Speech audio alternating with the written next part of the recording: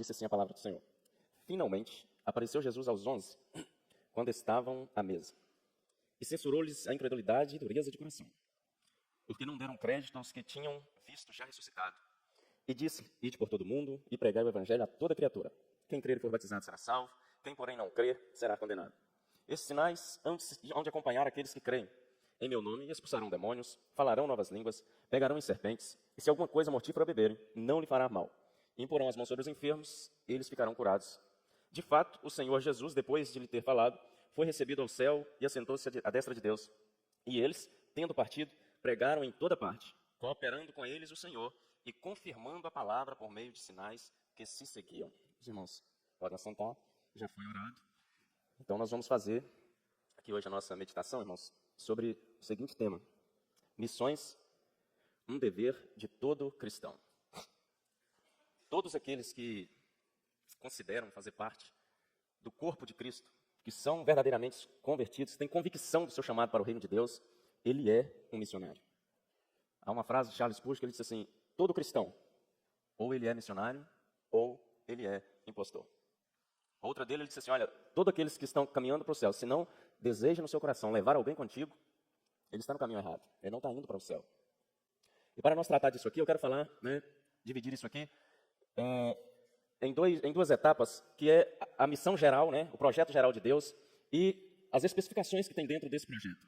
A obra de Deus, ela é uma, mas dentro desta obra, dentro desse projeto, há várias ramificações, as quais nós não iremos tratar delas. Eu irei tratar do geral, porque os detalhes, eles podem ser substituídos, eles podem ser trocados, mas o projeto em si, ele não tem como ser trocado.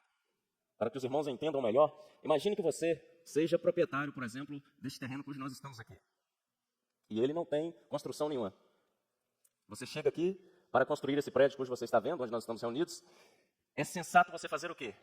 Antes de começar, antes de colocar qualquer coisa aqui, o certo seria você procurar um engenheiro, um arquiteto, e mandar ele desenvolver o projeto, para que assim depois você pegue esse projeto, coloque na mão do construtor, e o construtor cuida dos detalhes, cujo irá ser necessário para que esse prédio seja levantado. Ele irá contratar os profissionais, por exemplo, na área de acabamento, na área da alvenaria, na área da pintura, eletricista, essas coisas. Eu não irei tratar desses detalhes, porque como eu disse para os irmãos, os detalhes eles podem ser substituídos. Se ele contrata um eletricista e prestou um mau serviço, não está bom, o que ele faz com ele? Ele simplesmente manda ele embora. A obra para? De maneira nenhuma. O projeto continua porque ele vai colocar um outro. Então, aplicando isso para as nossas vidas, Deus tem um grande projeto. Os detalhes, eu poderia citar aqui, por exemplo, você que tem uma vocação dentro desse projeto, mas não desenvolve ela. Não tem problema, a obra ela não para. Lá no final, no juízo final, Deus acerta contigo e as coisas continuam andando. A única coisa que vai fazer é o quê? Você tem a vocação, mas não quer. Então, Deus levanta outro para que esta obra, ela continue e ela não venha parar. E o que eu quero tratar aqui hoje é do geral. É daquele que está na mão do engenheiro e do arquiteto. É aquele que não tem como parar. É desse que eu estou dizendo. Todo cristão tem esse chamado de contribuir para esse projeto, para que ele chegue ao fim. E qual que é o projeto de Deus agora aplicando isso, para a Escritura? O projeto de Deus, que ele desde o princípio é o quê? É fazer com que o homem, ele venha ter comunhão plena com ele. Esse é o projeto de Deus. É fazer com que toda a sua criação, todos os seres humanos, possam ter um relacionamento com ele, como teve antes dele pecar lá no Jardim do Éden. É a plena comunhão com ele que ele tinha com o homem antes do homem pecar. Porque antes do homem pecar, Deus tinha isso com ele. A Bíblia diz que Deus, à virada de cada dia, ia lá e conversava com Adão, conversava com Eva. E o homem se perdeu isso. O que Deus tirou dele e colocou no homem, o que nós chamamos de atributos, os que são comunicáveis, aqueles que não são. Os que são incomunicáveis é aquilo que só Deus tem, como, por exemplo, a onipresença, a onisciência, a onipotência, imutabilidade, ansiedade, e assim vai. Isso só Deus tem. Mas Deus tem aquilo que ele comunicou com o homem, que nós chamamos de atributos comunicáveis. Que aí depois, se você quiser estudar, que não é o nosso caso, você estuda as características do fruto do Espírito, você vai ver que ali Deus comunica com o homem. Amor, paz, longanimidade, benignidade, paciência, e assim vai, controle próprio. E depois do homem ter pecado, ele perdeu isso. O homem que não tinha ódio passou a odiar, o homem que passou a ser impaciente, passou a ter raiva, e assim vai, querer as coisas no imediato. E Deus, a partir de então, começou a se revelar. O seu grande projeto de fazer com que o homem volte novamente a ter essa comunhão plena com ele. E daí, quando você lê o Antigo Testamento, você vê vários processos cujo Deus veio passando para revelar-se a nós. Passou ali pelos patriarcas, depois passou pelos juízes, os reis, os profetas, até que chegou então no eixo desse projeto, que é Cristo Jesus. Quando chega a plenitude dos tempos, aí, então, Cristo Jesus vem, nascido homem, né, da mulher, e através de Cristo, ele então desenvolve todos os detalhes necessários para ser feito para que esse projeto chegue lá no fim com êxito, né? E tudo que Jesus passou, ele passou para que hoje nós pudéssemos estarmos aqui, né, e obedecer aquilo que ele fez por nós. Tudo que ele passou porque já estava escrito para que ele passasse. É por isso que eu digo que esta ordem que ele deixou aqui da igreja ir para o mundo e pregar o evangelho, ela é um dever de todos e é algo incondicional. Não tem condição para você dizer assim, eu sou cristão, mas eu não quero fazer isso. Você não consegue. Você não consegue desvincular a obra missionária da fé que você aceitou. Não tem como. Não tem como você ser cristão e dizer assim, não, eu não quero contribuir para que esse projeto chegue no final. É impossível. O coração do cristão precisa queimar por fazer missões, por contribuir para que isso chegue ao seu destino final. Jesus não teve escolha. Quando você pega a oração dele, por exemplo, no Getsemane, o que ele está dizendo lá? Pai, se possível, passa de mim esse cálice. Quando você lê, dá a entender que Jesus queria. Mas o meu querer nem sempre é o de Deus. Não tem como. Eu posso querer qualquer coisa, mas eu preciso saber se esta coisa que eu estou querendo é o que Deus quer para mim. Porque nem sempre o que eu quero é aquilo que Deus quer. Aí quando Jesus fala, pai, se possível, passa de mim esse cálice, era o mesmo dele estar dizendo assim, olha, pai, tem um outro caminho que eu posso passar de maneira que eu não venha a ser chicoteado? Tem um outro caminho que eu possa passar de maneira que a minha fronte não venha a ser furada por uma coroa de espinhos? Que eu não venha a ser atravessado por uma lança, pregado por uns cravos? Outro caminho que o Senhor, por um determinado tempo, não venha me abandonar? A Bíblia diz, queridos, que a agonia de Jesus, ela era tão grande, a aflição que ele estava ali orando, ela era tão intensa, que ao invés dele suar suor, ele suou sangue. A Bíblia diz que os seus poros saíam sangue e pingava pelo chão. Isso foi o que ele passou para que hoje nós estivéssemos aqui. Então, quando Jesus foi considerado pelos homens maldição, porque naquela época quem morria na morte de cruz era considerado maldito, foi para que hoje nós pudéssemos ser uma bênção.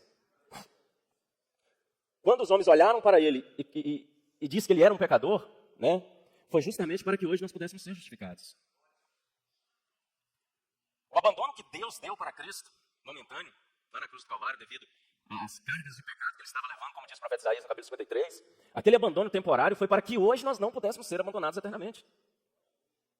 Então, por um período de tempo, ele precisou ser abandonado para que hoje nós pudéssemos ter a condição de ter acesso eternamente a Deus. Porque, caso contrário, nós estaríamos eternamente distante de Deus. E após ele ter morto, ter ressuscitado, ele fica com seus discípulos ali por um período de 40 dias ainda, e muitas pessoas viram ele, comunicaram aos discípulos, e os discípulos não creram. Agora ele aparece em Marcos aqui dizendo, para eles, aparece para eles e vai censurar duas coisinhas no coração deles, que era a incredulidade e a dureza de coração. Isso me preocupa nos dias de hoje, porque não é a primeira pregação, acredito eu, que a maioria de vocês ouve sobre missões. Não é. Assim como não era a primeira vez que os discípulos ouviam que Jesus havia ressuscitado. Se não é a primeira e ainda não houve esse despertamento para a contribuição, para que o evangelho se expande, então só existe a outra coisa, que é a dureza do coração e a incredulidade. É não crer no que está sendo pregado, ou apesar de saber que é verdade, o coração ainda estar duro para não cooperar. Então ele chega e fala, olha, o coração de vocês está incrédulo, está endurecido. E depois que aquela questão é resolvida, né? Jesus aparece, resolve a solução. Então, ele dá a ordem, olha, agora é o seguinte, ide por todo mundo, pregue o evangelho a toda criatura. Muitos vão dizer que esse ide aqui, ele está numa ordem imperativa, no sentido de estar indo. Isto é, qualquer lugar que você estiver, porque esse ide de Jesus, infelizmente, ele está ligado na mente de muitos o seguinte, missionário é aquele que sai daqui e vai para outro país, ou vai para outro estado, outra cidade. Então, para muitos, missionário é quem? É quem está lá fora. Mas não. Missionário é todo aquele que é cristão e você é missionário aonde as plantas dos seus pés estiver. Então, essa questão de ligar ao missionário que viajou, ela não pode ser na íntegra 100% aplicada, porque senão os que estão aqui não vão fazer. Então, tira isso da mente, queridos, de que missões é ligado somente aos que saíram daqui e estão lá na África, ou estão na Amazônia, ou estão nesses países onde o evangelho ele é mais restrito. Aqui também precisa. E às vezes, né, eu acho assim até um pouco e negligente da parte de alguns. Por quê? Não que lá não necessita, necessita. Mas às vezes eles pegam uma pessoa que não faz aqui que as portas estão abertas e manda para um local que as portas estão fechadas. Não vai fazer. Se aqui você tem a liberdade de pregar o evangelho, sair na rua ali e falar com qualquer um de Jesus, sem ser censurado. Você pode pôr um som ali na rua e à vontade. Ou pode parar qualquer um para falar de Jesus. Se você não faz isso onde você tem liberdade, você vai fazer aonde um local que não tem liberdade? Não vai fazer, irmãos. Não adianta. A própria Bíblia diz, um verso semelhante para nós fazer uma comparação. Aquele que não faz no pouco, ele não faz no muito. Onde você tem liberdade e não faz, coloca restrito aí que você não vai fazer mesmo. Tá bom? Então, irmãos, para nós entendermos isso aqui melhor, eu queria destacar 3 coisas aqui, a partir de então, que são relevantes para que nós cumpra com esta missão. Né? Saber que tem ela é muito fácil. Né? Agora, fazer ela que é o mais complicado. Quando você lê a Bíblia, quase 100% do Evangelho, ele está envolvendo prática e não palavra. Então, 3 coisas que são relevantes para que nós, como igreja, contribua e cumpra com esse projeto. A primeira delas, quer dizer, você ter conhecimento. Ninguém sai para uma missão sem ter conhecimento dela. Isso seria uma tolice. E hoje, nós temos condições de ter conhecimento pleno do que Deus quer para nossas vidas. Conhecimento pleno. Você tem acesso ao manual que Deus deixou aqui para a humanidade. E acredite, queridos, isso aqui eu considero uma carta enviada de Deus para nos mostrar como chegar no céu. E tem pessoas que, tem anos que estão já em contato com a fé na igreja. E ele não leu ainda a carta que Deus enviou. Não conhece nem quem salvou ele. Então o conhecimento, ele é preciso dentro de uma missão que você vai fazer. Quando nós pegamos, por exemplo, Moisés, quando ele estava diante da terra prometida, o que aconteceu? Ele pega 12 homens, vai lá e toma conhecimento da terra para mim. Quando nós pegamos Josué, antes dele invadir Jericó, o que ele faz? Envia 2 espias. Toma conhecimento lá de como é a terra, de como é o povo, traz informações para que eu monte uma estratégia e eu possa ter êxito na minha missão. O que Jesus fez com os discípulos? Durante 3 anos e meio. Eles ficaram ali aprendendo com Jesus. Só depois de ter o conhecimento de tudo que Jesus passou para eles, é que assim eles iriam cumprir com a missão que Jesus está dizendo para eles aqui em Marcos, no capítulo 16. Se nós pegarmos, por exemplo, a vida de Paulo, onde ele também, após ele ter um encontro com Jesus, a Bíblia vai registrar um período de tempo que ele fica aprendendo. A Bíblia registra 3 anos dele na Caia e um período desconhecido lá em Tarso. Só depois que Paulo vai surgir para cumprir ali já com a sua missão, com as viagens missionárias que ele haveria de fazer. E quando nós lemos em Filipenses capítulo 3, verso 8, Paulo vai fazer menção a respeito do conhecimento de Cristo. Não tem como de você fazer missões, queridos, pregar o Evangelho, sem você ter conhecimento da pessoa de Jesus Cristo. Não tem jeito. Você vai sair por aí falando o quê? E tudo, queridos, que nós fazemos, às vezes a gente fala assim, pregar, aí a pessoa, ela vira e fala assim, não, eu não tenho esse dom de pregar não, isso não é para mim não, não tem vocação não. Tá, tudo bem, mas eu te pergunto, você não consegue falar de Jesus nem pregar a palavra de Deus. Aí eu teria várias perguntas para você. Você tem Facebook? Você tem Instagram? Você tem TikTok? Você tem canal no YouTube? Você tem TV Smart na sua casa? Você tem TV por assinatura? E eu te pergunto, como você aprendeu a mexer com isso? Você nasceu sabendo? Você configura essa coisa aí da forma que você quer e de repente você nasceu sabendo tudo isso. Você teve que aprender. E para você aprender, você teve que estudar. Alguém teve que te ensinar. Sabe o nome dos jogadores de futebol, tudo. Qual o time que está lá em cima, qual está embaixo, qual está no meio. Aí não sabe falar de Jesus? Me ajuda aí, irmãos. A maioria estão desse jeito. Sabe de tudo deste mundo, mas não sabe nada do reino de Deus. Aí fica difícil de fazer missões. Aí sim, para você fazer ela com êxito, é necessário você abrir mão do tempo que você tem conhecendo essas coisas e começar a investir em um conhecimento prático. Estudar a Bíblia, estudar a palavra de Deus. Jesus ele disse assim, conhecereis a verdade, e a verdade ela vai fazer o quê? Ela vai te libertar. E se pois o Filho te libertar verdadeiramente, você será livre. E Jesus não está dizendo isso para os gentios, ele está dizendo isso para os escribas, os fariseus, mestres da lei que estão ali ouvindo ele. Então, às vezes, nós estamos na igreja, achamos que somos libertos, mas na realidade ainda estamos presos aos costumes desse mundo, ao que ele oferece. Os verdadeiros libertos, eles anseiam no seu coração. Seu coração queima em fazer missões, em contribuir para que isso seja propagado. E tudo que seja feito, queridos, seja louvar, seja tocar, seja pregar, seja qualquer evento que for feito, esses acontecimentos, esses detalhes, eles precisam estar se convergindo em um só objetivo. Qual que é ele? Fazer com que o evangelho seja expandido, fazer com que a verdade chegue ao coração do perdido, fazer com que esta pessoa chegue ao conhecimento das boas novas, da palavra de vida, ao conhecimento de Deus. Isso é missões. E para ela necessitamos de conhecimento. Mas só o conhecimento é o bastante? Não. Os discípulos, só com o seu conhecimento, eles não puderam dar a continuidade. Faltava outra coisa. O poder de Deus. É necessário conhecimento, sim, ótimo, você precisa ter. Só que é necessário esse conhecimento estar acompanhado do poder de Deus. Lá em Atos, no capítulo 1, verso 4, Jesus ele vai dizer para os seus discípulos assim, isso ele já está prestes a ser assunto ao céu. Ele está entre ali a sua ressurreição e a sua ascensão. Né?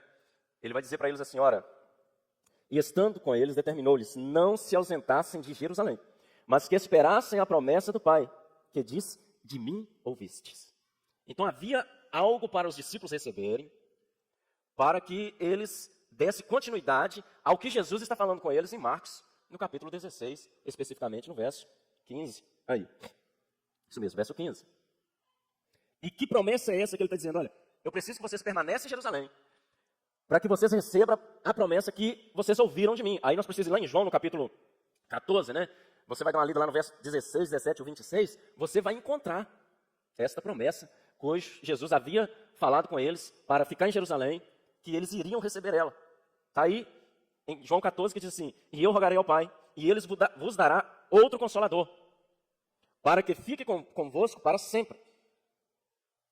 Olha o verso 17. O Espírito da verdade, que o mundo não pode receber, porque não o vê nem o conhece, mas vós conheceis, porque habita convosco e estará em vós. Então, até o momento que Jesus está dizendo isso aqui para eles, o Espírito Santo não fazia morada permanente nos discípulos. Observe o final do verso 17, que Jesus fala assim, e porque habita convosco, isto é, Jesus está com ele, Jesus está presente. E no final tem um verbo jogando para o futuro, dizendo assim, e estará em vós. Então Jesus está dizendo, hoje ele habita aqui com vocês, mas quando eu for e o Pai enviar ele, ele só não habitará com vocês, mas ele estará em vocês. Vocês serão morada do Espírito Santo. Aí o verso 26 diz assim, mas aquele Consolador, o Espírito Santo, que o Pai enviará em meu nome, esse vos ensinará todas as coisas, e vos fará lembrar de tudo quanto vos tenho dito. Então o Espírito Santo viria, faria morada neles, com o objetivo de quê? De ensinar e lembrar eles de todas as coisas que Jesus havia falado com eles. Esse seria o papel do Espírito Santo. Aí vem aquela questão, de novo, do conhecer. Às vezes você lê, não entende, mas é preciso ler e pedir a Deus para que entenda. Porque quando chegar o momento certo, aquele que faz morada dentro de você vai te lembrar, vai colocar a palavra certa, já que você estudou, para falar com aquela pessoa que está necessitada de ouvir o Evangelho. Mas se você não tiver o conhecimento, aí fica difícil. E o conhecimento sem o poder de Deus piorou ainda. É por isso que existe hoje muitas heresias, muitas seitas por aí. Você estuda. Aí, em cima de um conhecimento, cresce então uma seita, ou propaga uma heresia. Se tivesse o poder de Deus, talvez isso não aconteceria. Então o Espírito Santo é a promessa que Jesus está dizendo para eles. Fica aí, vocês vão receber. Só que no livro mesmo de João, no capítulo 20, a partir do verso 21 aí, nós vamos ver que Jesus, quando ele ressuscita e ele aparece para estas pessoas que já haviam falado com os discípulos aqui em Marcos, nós vamos ver que ele aparece para os discípulos em João capítulo 20, verso 21 e 22, e quando ele aparece para eles, ele os cumprimenta e diz assim, paz seja convosco. E naquele momento, a Bíblia diz que Jesus sopra sobre eles e diz para eles, olha, recebei o Espírito Santo. Recebei o Espírito Santo. Então, quando nós retornamos para Atos no capítulo 4, no capítulo 1, a partir do verso 4 aí, nós vamos ver que o Espírito Santo já estava com eles. O que eles precisavam para que isso viesse a ser de fato inaugurado aí o início desta obra missionária, o início da igreja? Eles precisavam do poder de Deus, que viria através do Espírito Santo. Verso 5. Porque, na verdade, João batizou com água, mas vós sereis batizados com o Espírito Santo, não muito depois desses dias. De quais dias Jesus está dizendo? Dos dias que ele fosse assunto ao céu. Então, está dizendo, não muito depois desses dias que eu for, vocês serão batizados com o Espírito Santo. Permanecei em Jerusalém. E lá no verso 8, nós vamos ver que eles retornam para Jerusalém. Eles saem do monte onde eles estavam, se não me engano, o Monte das Oliveiras. E eles retornam para Jerusalém, vai para um local, a Bíblia vai chamar de cenáculo, que era um local onde eles tinham o costume de reunir, né? E lá no verso 8, Jesus vai dizer assim, olha, mas recebereis o poder do Espírito Santo que há de vir sobre vós. Então aqui ele já está falando do poder do Espírito Santo que viria sobre eles. E qual que era o objetivo desse poder do Espírito Santo? E ser-me-eis testemunha, tanto em Jerusalém, como em toda a Judéia, Samaria e até os confins da terra. Então ele está dizendo, olha, João veio batizando vocês na água para o arrependimento. Mas vocês vão receber o poder do Espírito Santo. E vocês vão ser testemunha minha. Jerusalém, Judéia, Samaria e até os confins da terra. O que Jesus está dizendo? Eu preciso que vocês iniciem em Jerusalém. O local que vocês estão. É o que está mais próximo. Depois vocês se preocupam com os que estão mais distantes. E lá no capítulo 2, irmãos, nós vamos ver esse cumprimento. Quando você abre Atos capítulo 2, a partir do verso 1 ao 4, nós vamos ver esse cumprimento desta promessa, eles estando em Jerusalém, nesse cenáculo que eu estou dizendo para os irmãos. A Bíblia diz que estando eles ali, né, após o dia de Pentecostes, o que aconteceu? E de repente veio do céu como um som, como de um vento enviamente impetuoso, e encheu toda aquela casa. E todos eles foram cheios do Espírito Santo. Né? E todos eles foram cheios do Espírito Santo, foram vistos por eles línguas repartidas como de fogo, as quais pousaram sobre cada um deles, e todos foram cheios do Espírito Santo e começaram a falar em outras línguas, conforme o Espírito Santo concedia que falasse. Então, em Atos capítulo 2, nós vamos ver o cumprimento desta promessa que Jesus fez a respeito do poder de Deus, que era necessário para que eles saíssem para cumprir essa missão. Era o cumprimento, por exemplo, do que Joel já havia falado, né? Que havia de ser derramado do Espírito sobre toda a carne. Aí aquele acontecimento chamou a atenção de muita gente que estava ali, né? As pessoas olharam e uns entendiam, outros não. Os que não entendiam falaram, olha, estão bêbados. Estão bêbados. Aí os discípulos se levantam, Pedro toma, né, a voz e vai explicar para eles, não, as coisas não é assim não.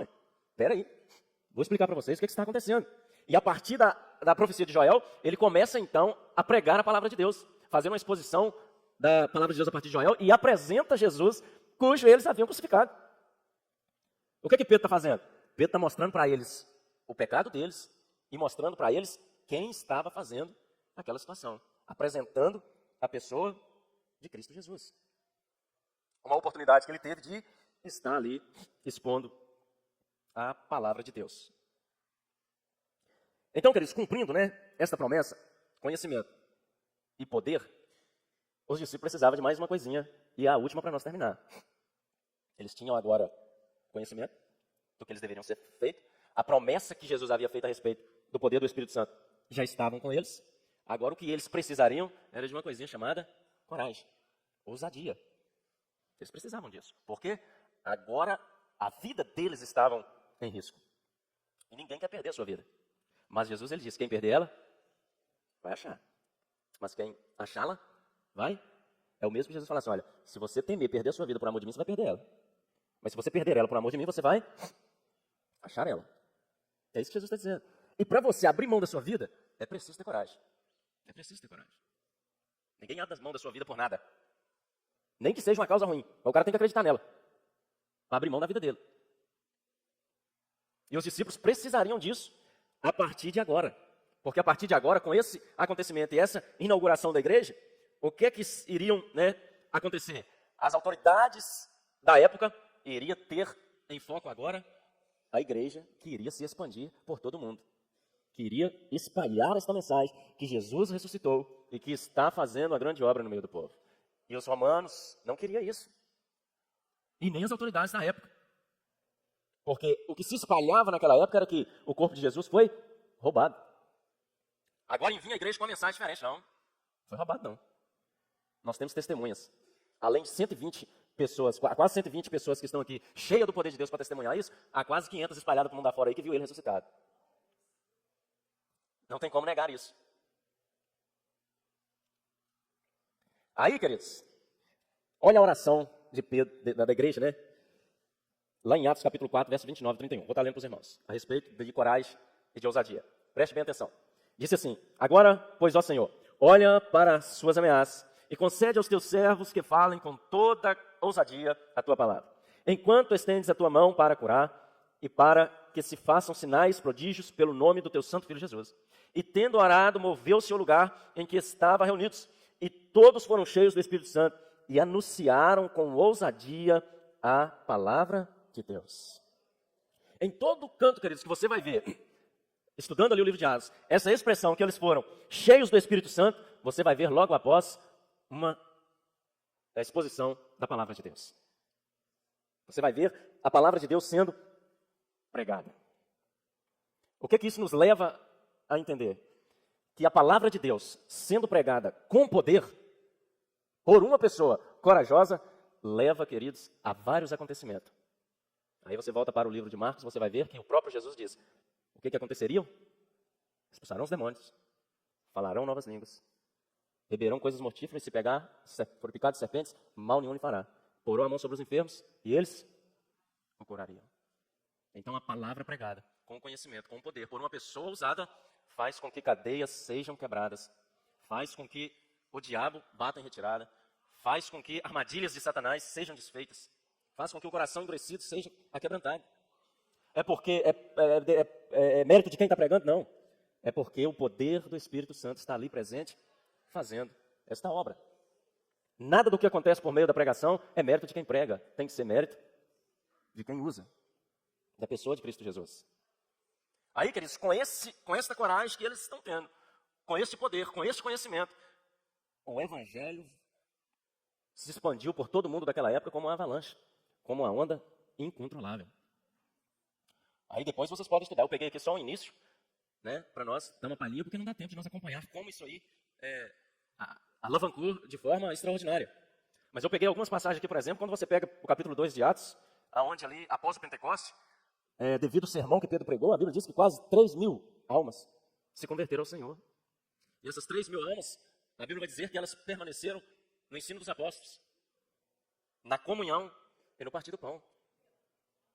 Quando você chega, por exemplo, no capítulo 3, aonde Pedro e João vão ao templo orar, um templo chamado Formosa, e lá tem um coxo de nascença, há 40 anos aquele homem estava ali naquela porta.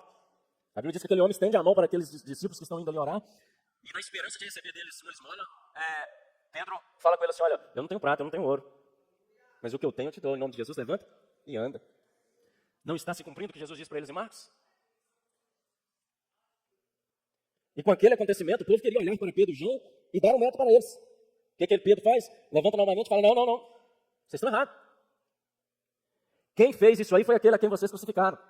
E Pedro vai fazer uma exposição extraordinária da palavra de Deus, mostrando a eles o pecado deles. E lá em Atos capítulo 3, verso 19, Pedro vai dizer assim: agora tem uma solução para o que vocês fez. Se arrepende e converte os seus pecados, para que sejam apagados e assim venham os tempos de refrigério na presença do Senhor. Resultado dessa pregação, no final, quase 5.000 pessoas se converteram e se entregaram ao Senhor.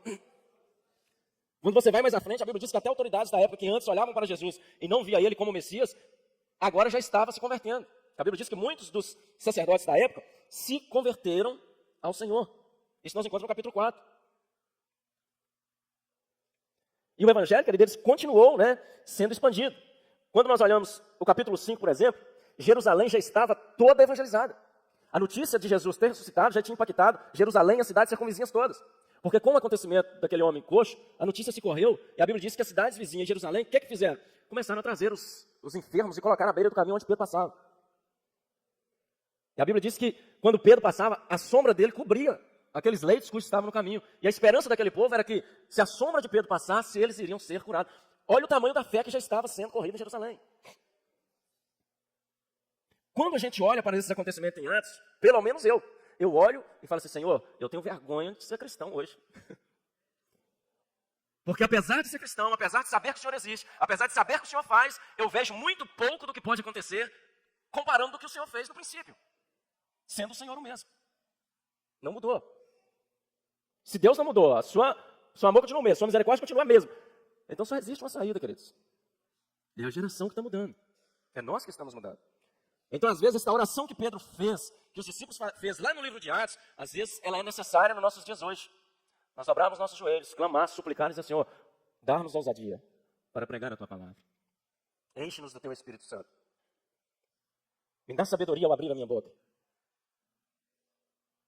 Porque o que Deus, queridos, faz é infinitamente maior do que os nossos olhos até então contemplaram. É só você pegar aí a história e estudar ela. E você vai ver um Deus que só não diz para falar. Ele fala e faz acontecer. Aí quando você corre o livro de Atos, né, no capítulo 7, você vai ver o homem chamado Estevão, que não teve sua vida preciosa, pregando a palavra, eles apedrejando ele, e ele mesmo assim denunciando ali o pecado do povo, mostrando para eles o Cristo ressurreto. Autoridades não aceitaram, apedrejaram ele. E a partir daí então o evangelho se correu por todo mundo. Quando nós chegamos, por exemplo, no livro no capítulo 8 de Atos, nós vamos ver que o evangelho ele já está em todo canto, né? Já está ali em outros, vou dar exemplo, como se fossem estados, já está lá em Listra, em Ícone, em Antioquia. O evangelho ele já está sendo ramificado. E quando nós chegamos lá no capítulo 9, né? Nós vamos ver aí a conversão, por exemplo, de Paulo, de Saulo, né? Que precisa chamar também Paulo. E nós vamos ver que no capítulo 14 já há expressão, né? De que o evangelho já alcançou, além de Jerusalém, um território muito maior. E lá no capítulo, se não me engano, 24, no último julgamento de Paulo, vai haver lá uma expressão assim, que Paulo era aquele que incomodava o mundo inteiro com seus ensinos. Chamado de importunador, na realidade. Então o mundo inteiro já estava ciente daquela notícia, cumprindo o que Jesus havia falado com eles em Marcos. Ora, Marcos não, em Atos, ser-me-eis testemunha, tanto em Jerusalém, Judeia, Samaria e até os confins da terra. E qual era o objetivo desses sinais? Voltamos para o nosso texto aqui. O verso 20, Jesus disse o seguinte, a palavra diz o seguinte, lá Marcos registra, que e eles tendo partido, pregando por toda parte, Jesus ia com eles. Fazendo o quê? Confirmando o que eles pregavam, através de sinais e maravilhas. Então, queridos, a obra missionária, ela é um chamado para todos. E ela depende, né, de no mínimo 3 coisas das demais. Ela precisa que você tenha conhecimento, que você tenha o poder de Deus. E não tenha sua vida por preciosa, tenha coragem de anunciar esse evangelho. As outras coisas que irão acontecer, não é mérito nosso. Não depende de nós. Depende apenas do Espírito Santo. O nosso papel é cumprir, é obedecer. O papel do Espírito Santo, que faz morada em nós, é fazer acontecer. Cumprir aquilo que Deus disse que iria acontecer. Amém? Que Deus possa, então, despertar o nosso coração para esse chamado. Né? Eu não sei qual é a sua vocação, mas faz uso dela para o progresso do reino de Deus, para a expansão da palavra de Deus, para que o evangelho seja pregado. Se você não descobriu ainda, ore a Deus. Se você sabe qual a sua e está parado, mexa-se. Chega lá de mãos vazias, não. Deus vai cobrar de você, vai cobrar de mim, de todos nós, o que temos capacidade de fazer e não estamos fazendo. Vai chegar um grande dia de nós comparecer lá e dar conta de tudo aquilo que estava em nossas mãos para fazer e nós não fazemos. Que Deus abençoe os irmãos. Você está fazendo a oração, já passo para o pastor. Louvor. Senhor Deus, louvo o teu nome, Pai. Te agradeço por mais uma vez poder estar aqui pregando a tua palavra. Nós somos dignos, Senhor, de tantos benefícios que o Senhor tem feito por nós. Obrigado por ter dado sabedoria para entrar e sair. Que o teu Espírito Santo possa falar melhor em cada coração e que o Senhor venha, ó Deus, encher o nosso coração deste fogo de estar fazendo missões, de estar levando a tua palavra. Que o Senhor nos ajude a ter conhecimento, que o Senhor nos dá o poder do teu Espírito Santo e que o Senhor nos enche de ousadia para estarmos assim, ó Deus, cumprindo com a missão que o Senhor tem nos dado. Te louvamos por tudo, em nome de Jesus. Amém.